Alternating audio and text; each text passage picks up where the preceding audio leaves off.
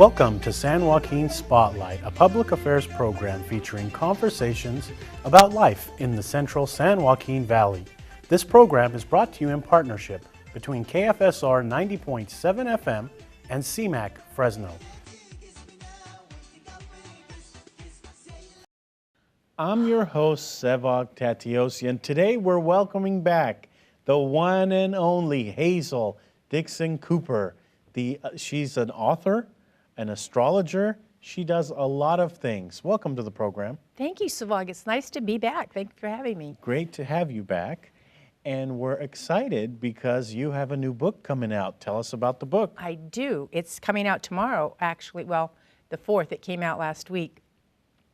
It's about Pluto. It's called Harness Astrology's Bad Boy. And it's about Pluto, which is the planet of transformation in astrology. And Pluto's kind of the tough guy of the universe. He's the planet of what goes around comes around, and all the nagging things that may bother you that you can't, a relationship, say you're always dating losers, or you always got dead-end jobs, or you always have something in your life that you just can't, you've got the relatives in your face, whatever it is, you pick the wrong friends. Pluto's the planet that brings all that up and keeps throwing it in your face till hopefully you do something about it. So if I'm understanding you correctly, Pluto's, like you said, the bad one, or yeah. Is it fair to say the negative one even? No, he's not negative. He's the tough guy. Pluto in mythology was the lord of the underworld. Okay, he ruled Hades, and he kept all the people in Hades. They didn't zombie around, like they do on The Walking Dead and the TV shows. And he is kind of the ruler of everything that's buried within us. And those are things that we may have tried to ignore, our own shortcomings that we've tried to ignore when we don't want to stand up to something or stand up to people who are bugging us all the time, or we let people railroad us into things. But he's also the lord of all the buried riches in the earth. There's gold and diamonds and precious jewels and oil, all these wonderful things, and that's inside us too. Pluto's highest order is the phoenix, which is that mythical bird that always rose from the ashes. No matter what was happening, it couldn't be destroyed. So when you let your inner phoenix loose and you fight these things or change, work towards change with Pluto, then you can transform your life. But he can be tough. He can blindside you with throwing things in your face to say, okay, you want to have bad stuff happen here. But you always have to have a choice. You always can make a choice. You have a choice. And he seems like the instigator almost, the he one that kind of stirs the pot a little bit. Very much so, the instigator. He's like the Godfather, he doesn't, he's going to make you a deal that you shouldn't refuse. You can refuse it because we all have free will, but he is that. He instigates these things. How did this book come about? I mean, were you sitting one day and said, you know what, let's do a book on the instigator, Pluto?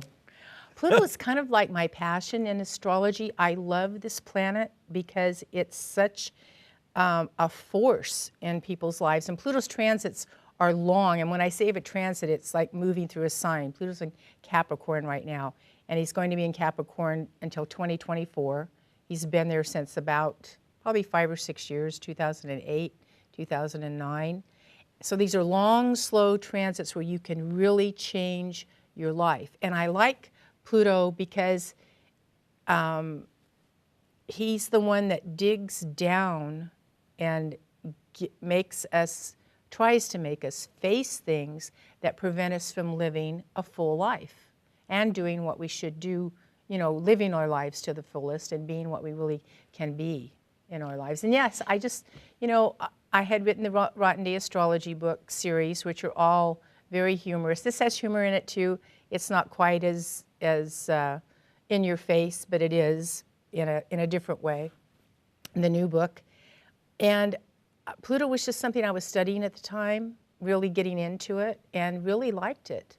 And so I thought, this might be a nice book for people to learn more about themselves in a different way and a little bit more in depth. Pluto could be dangerous, it sounds like, as well. Yes. And is there one, I know I'm probably going to be throwing some tough questions at you, but all right. Is there one sign that Pluto could be more dangerous in than the other? take someone like me, I'm a Leo. So if Pluto comes into my life, what would happen? Well, for all Leos, and this is all Leos all over the world, Pluto affects that Leo sun sign in Capricorn, as it's transiting through Capricorn, would be in the 6th house of the astrology chart. And that's your house of health and work, day job type work, service to others, okay? So Pluto can bring up for all Leos to any kind of an extent, from some may be affected more, some may be affected like it's a little nag, some may get fired from their jobs, you know, in one or more of these areas. So let's say you have, you're kind of disgruntled with your job, you know, I don't know, should I change jobs? Should I change careers? Should I go back to school and do something else? I really want to do something different.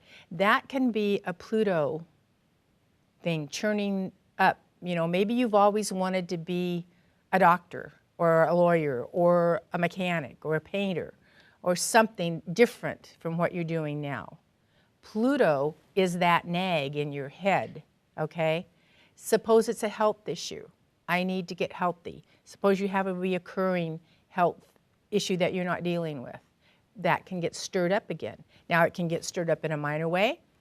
If you've really done nothing about your health and Pluto hits your 6th house, it can get stirred up in a jerk your chain kind of way, scary way. So Pluto is the instigator, but what Pluto does, and it just doesn't bombard you for 15 years with, you know, boom, boom, boom.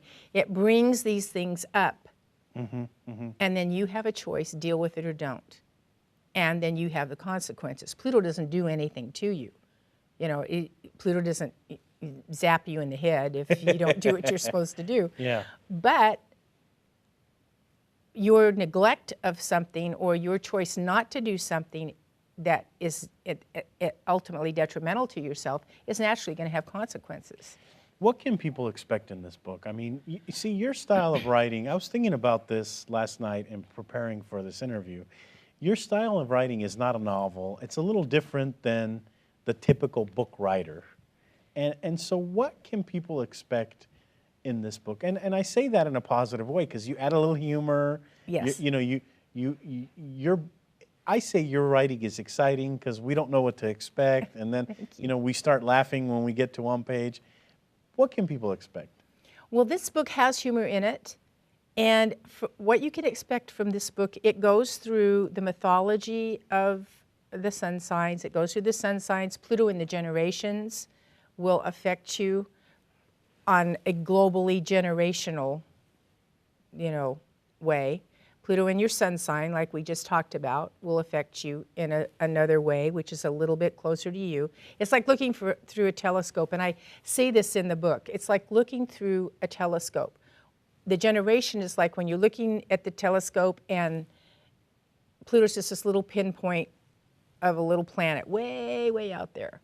And then when you bring the focus in a little bit closer, that's Pluto in the sun sign. You can see him and he looks, pretty good. And then when you get him in your natal chart, which is your personal astrology chart, where he was born, where he was when you were born, what house or life area, and where he's transiting now in the life area, that's like Pluto in your face. You've got him right like a full moon right here in your telescope. So you learn about all that overview, and then all you need is your astrology chart, and you can get that online, free.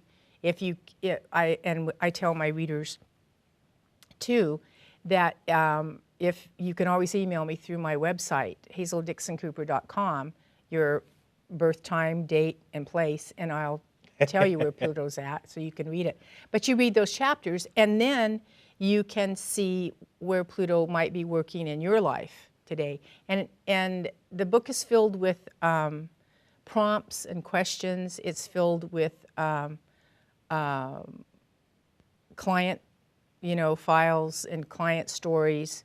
My co-author does a lot of celebrity client work, and so we have changed the names, of course, to protect the guilty, but it's full of examples for people, and it's really easy to read because it's like I normally write, which is in layman's terms, trying to be very conversational with people and make it interesting. So you mentioned a couple of things that I wanted to get into. Number one, online there's a lot of stuff. I mean, Yes. if you put Leo, I guarantee you're going to get hundreds of things. What is there one or two? I mean, it's tough. I don't want you to promote a few of them, but actually, is there a place where we can go that is like the accepted one for astrologers? I think there's several good astrology websites online.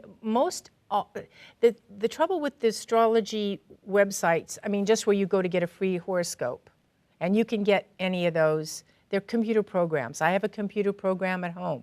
When I do client work, I put it in. It spits out a canned version of an astrology chart, which I look at myself and pick out different things to talk to people about.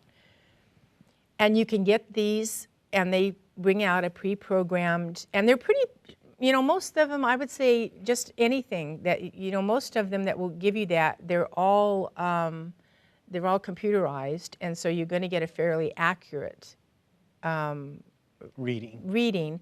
But if you really want an in-depth good reading, you should have a reliable astrologer who you pay give you that, because they talk to you on the phone or they talk through the email.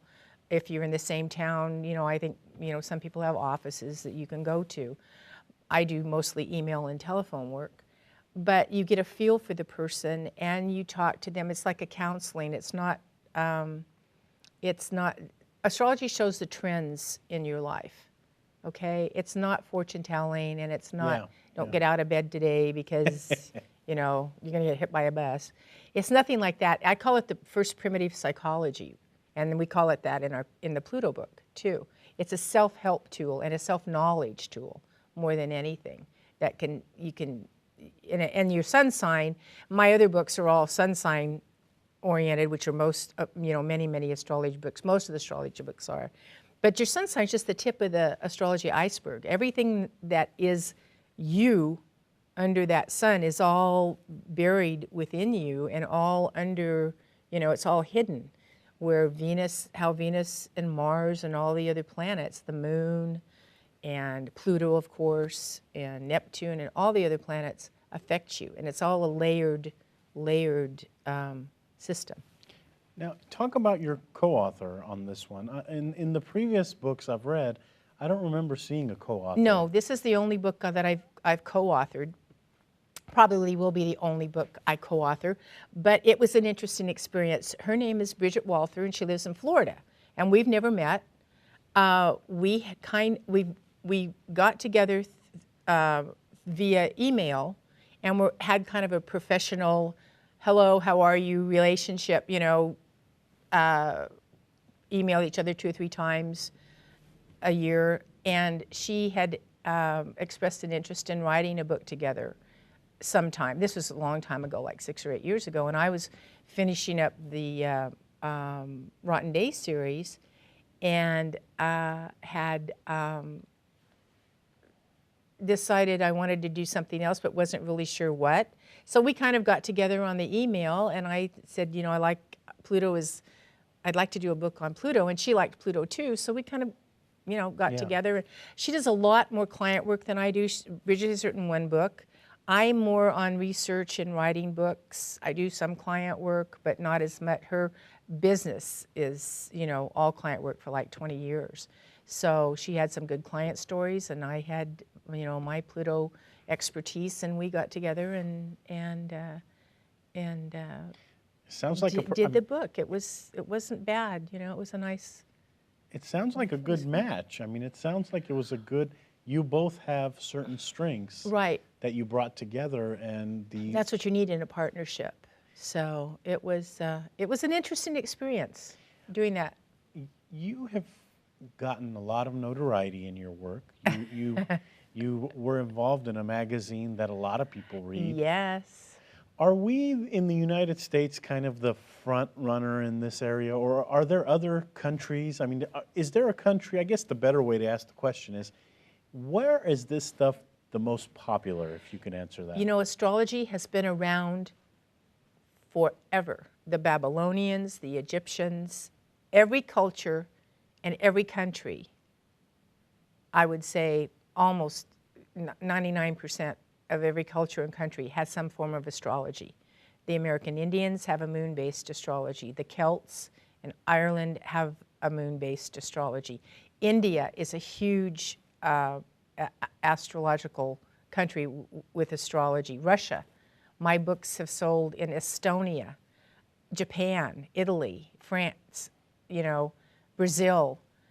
Astrology is all over the world, and everyone has some form of it, and it makes it even more important to me to tell people that there is a truth about this practice, that how it came about, I don't know. You know, I guess people looked up in the heavens for 10,000 years, and then somebody said, oh, you know, when this constellation is here, and when it's spring, and people are born in this time, they act a certain way, and it's filtered down through all of that. But it's everywhere. It's all over the world. How does that make you feel? You know, you mentioned Estonia, you mentioned Russia. How does it make you feel when you're sitting at home, or you're out with your family, and all of a sudden you hear, you know, someone in Russia has purchased your book? I love it. I absolutely love it. In fact, I just sold the foreign rights to my very first book, Born on a Rotten Day, to Slovakia. That deal is being you know, hammered out right now. That is, it is amazing. It amazes me. But, you know, the thing that excites me is, number one, your passion for this. Number two, you're good at this. Thank you. But number three, you're local. I mean, here you are in Fresno, and there are people reading your work all over the world. I know. It's wonderful. I love it. It's like when I was writing for Cosmo. You know, we say the magazine, I did the bedside astrologer for 8 years for Cosmo. And they're in 56 countries.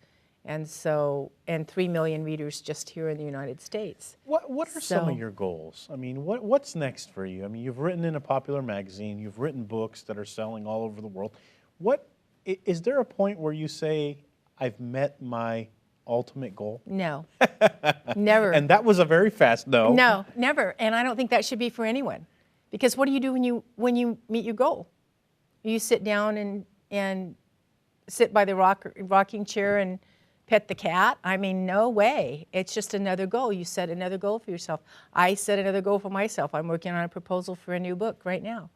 And it's, you know, I'm going to write forever, you know, something. May not always be astrology, but I'll always be writing. Speaking of writing, I follow you on Facebook, and so I love your posts because you post on My Daily Hazel. Yeah, very interesting post. What is on those posts? Are you finding people are excited to see those posts? Yes, you know, I got a lot of good feedback when I started that posting that daily little horoscope general blurb about a month or two ago, and I'm getting lots of good feedback from it. You know, so it encourages me to keep doing it. And your next book, let's say, would it be this type of, I mean, should we expect a similar book from you in the future, or do you think there'll be a day where you say, okay, I'm going completely different on this one? I don't know. I don't know. I have other things in mind, but certainly my next one, the one that I'm working on right now, is an astrology proposal to get out. But there are other things I want to write about too. You know, a lot of people will say, I want to write a book, and I'm going to write a book, but they don't realize the research it takes. They don't realize the actual writing it takes. I mean, talk about just book writing for a second. I mean, how much research are you doing before you put out this book? Well, I've studied astrology for 25 years. It was my hobby turned into my career. And you still have to research. You know, I still learn something every day. And when I let's say the Pluto book, for example. I researched that, read other books on it, worked, very closely with a co-writer this time. But whether you're writing a novel or nonfiction, like I write, anything that's not a novel, which is a story with characters, is called nonfiction. And that's everything from, memoir to self-help to astrology to how to fix your card or whatever. The main thing about writing is that you have to write. You have to do it. You have to do it. You have to do it. And what I would say is you've got a writer, creativity in you, and then you have your editor where you want it to be perfect. And if you try to get that editor brain going when you're creating, you'll kill it. So sit down at your computer and just write. And don't have any interruptions, even family that want to say, oh, what are you doing? You have to think. Writing is thinking. And even if you sit there and stare at the screen for 5 hours, before you get something down, you have to think about what you're doing and then just let it flow out of you. But you've got to do it. I went to a writer's conference when I first started writing 15 years ago, and heard John Dufresne talk, he teaches at the University of Florida, and he's also a very popular novelist. And he said the first rule of writing is to sit your butt in the chair. You have to sit there so your brain can think. I call it training yourself, just like you train yourself to get up and go to work in the morning. You get up in the morning, you shave, put your tie on, you go to work.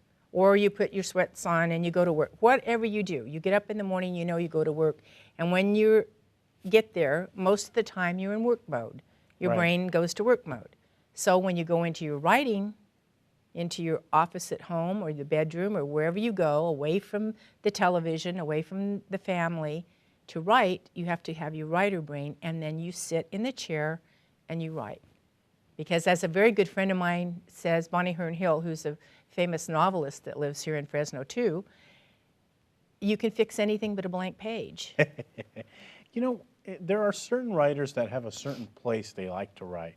I know that, some of the writers will go to the mountains and, they have a little, a house up in the mountains somewhere, and they'll go up there and they'll be away from everything. They'll write up there. Some people like the lake or the beach. Some people like a park. Do you have a specific place? I mean, do you have a place where Hazel goes and sits, and that's when she's in her zone? Yeah, that's my office at home. I have a glass desk, and I have a window here that looks out on my backyard with a rose garden, and my computer is right there, and that's my office. And when I go in there, I go to work, because that's I think it would be nice, and it's very romantic to have a beach house or a lake house, or to roam around talking into a recorder while you're, walking down a sand dune. But realistically, how many of us have that? Right. I mean, even Stephen King writes at home in a little tiny office. And he's got, if anybody had the money to write in all these fancy places, he would. So that I don't think that's quite realistic. I think the main thing is that you need to have a place that is quiet, that is dedicated to you, where you're uninterrupted. And in that process of being uninterrupted, are there times where you will have this great idea where it's the idea that's going to sell, and you sit down and something happens and you forget it? I think we have a million great ideas, and everybody who's a writer has files over here of this novel and that book, and there's a list of those because you're just, oh God, this is great. That can also be a way of sabotaging yourself. When you run into a rough patch of the book that you're working on, you get this fabulous idea that jumps in your head, and you want to go over here and write this. And all that is sabotaging the book that you should be focused on. You sound like you want to be a writer, Sevag. Are you a closet writer? Well, you got a book in your brain that you're trying to get out? Well, I think to answer the question, there is something I'm working on. But I think all of us have great ideas and great concepts and great stories. I mean, you know, just talking to people out in our community, they have great stories. And I think all those stories can turn into a potential book. It's just a matter of sitting down and doing it. And I think that's the issue people run into. And then, you know, the other question I was going to ask you about is actually writing. Is there I don't want to say a problem, but do people have an issue writing these days? I mean, one of the things that someone said to me is, oh, 50 years ago, people wrote better than they do today. Well, I think that we certainly have a lot of distraction today because we are a world of instant gratification now. And we don't write cards and letters and things. We email and we send e-cards and we text and all of that kind of thing. I don't know if we write better. We write differently because we're different people now. This is a different generation. And the generations want something that isn't, you know, you can read a book that was written 50 years ago, one of the classics even, and the language is different, and it may be cumbersome and it may be long and drawn out where we want action or we want something else. But when you write, and everyone does have a story, but I think and I have no idea whether this is accurate or not, but maybe out of every 5,000 people that sit down to write a book, one finishes. Because writing sounds glamorous. You write a book, you write a column, you write for a living. That sounds great, but it's a lonely profession because it's just you and that computer screen, or some people still write longhand, you know, however the process is for you. It's just you doing it by yourself. And it is arduous at times. And it is always lonely. But I write because I can't not write. I have things that I want to tell people and say to people and try to help them, you know, in a mass way instead of just, and one-on-one too, but certainly you can reach more people through a book. Yeah, and we are actually out of time this week on the program, but I want to give you the opportunity to tell our audience how to find out more information about you. I mean, I'm lucky because I'm on your Facebook page and I see your posts as your friend, but you have Facebook, and what other media do you have that people can I'm contact? on Twitter, I have Facebook, I have my website, hazeldixoncooper.com. You can actually email me through my website. There's a place to email me. I answer all my emails personally. And you can friend me on Facebook and get a hold of me that way. Follow me on Twitter. Good luck with this book. We really, really you. wish you the best, and we would love for you to come back and tell us another project you're working on. I would love to come back, and Harness Astrology's Bad Boy is everywhere. You can get it online, and thank you for having me. You're very welcome. That's all for this edition of San Joaquin Spotlight. To our audience members listening to us on 90.7 FM KFSR Fresno, thank you for tuning in. To our audience members watching us on CMAC, Comcast, 93, AT&T 99, thank you for tuning in. More importantly, thank you to our volunteers that make this and every production possible. We couldn't do any of this without you. And thank you to our guests like Hazel Dixon-Cooper, take time from their day to be here. Tune in next week to a new edition.